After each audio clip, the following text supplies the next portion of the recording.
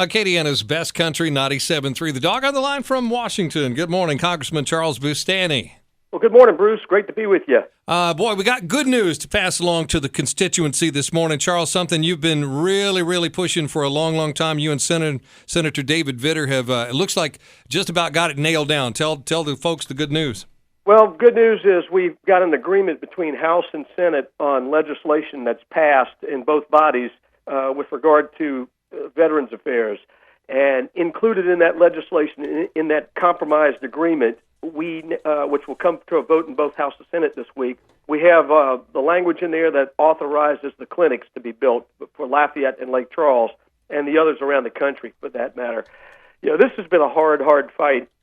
The VA initially had screwed up the contracting process and set us back a year.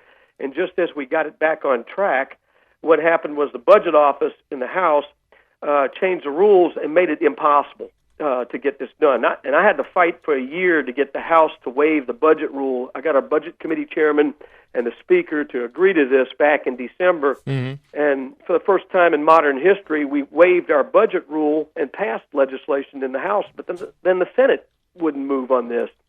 And finally, just in the last few weeks, the Senate passed the bill, but it was different from the House. And we had very intense negotiations last week. The whole thing was going to fall apart at the end of the week. I weighed in with the speaker to give him some direction on some of this. There was a move to take the clinics out, and I had to fight that. I was successful last week. Mm-hmm. And now we've got this thing agreed upon. So once it passes in House and Senate, it will go to the president. He will sign it. Mm-hmm. It becomes law. And then this clears the final legislative hurdle to moving forward on these clinics. And then the funding process, but that puts it in the pipeline. So funding is this is going to happen if we clear these votes, right? This is going to happen. Yeah. Okay. The funding will follow it.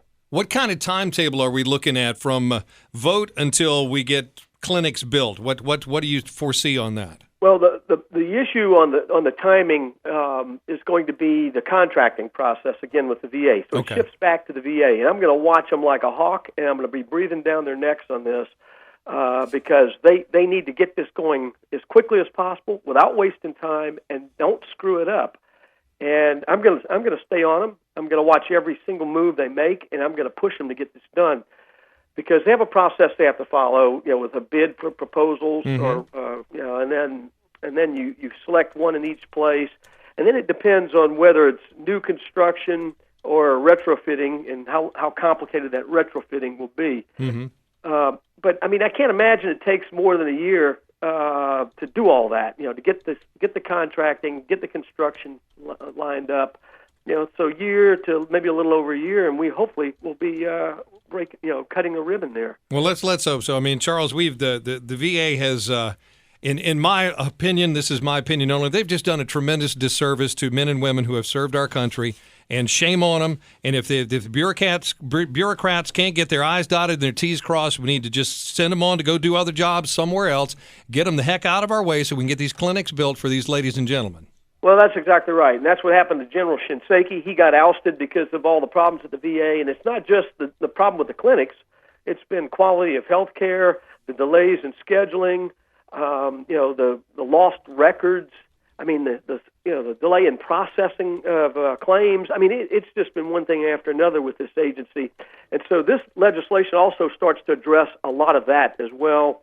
I want to applaud Chairman Jeff Miller for the fine work he did in the House to marshal this thing through. Mm-hmm. I've worked very closely with him. He's been very attentive to the needs we've had in our district, and he's done a good job. All right, very, very cool. It's good to know that the system does work when the people who are in charge of making the system work realize what the problem is, where the problem is, and how to solve the problem. And Charles, thank you for that update on the VA clinics for Southwest Louisiana. Now, if people have questions or comments or concerns, they agree with you, totally disagree with you, I know you like to hear from the people.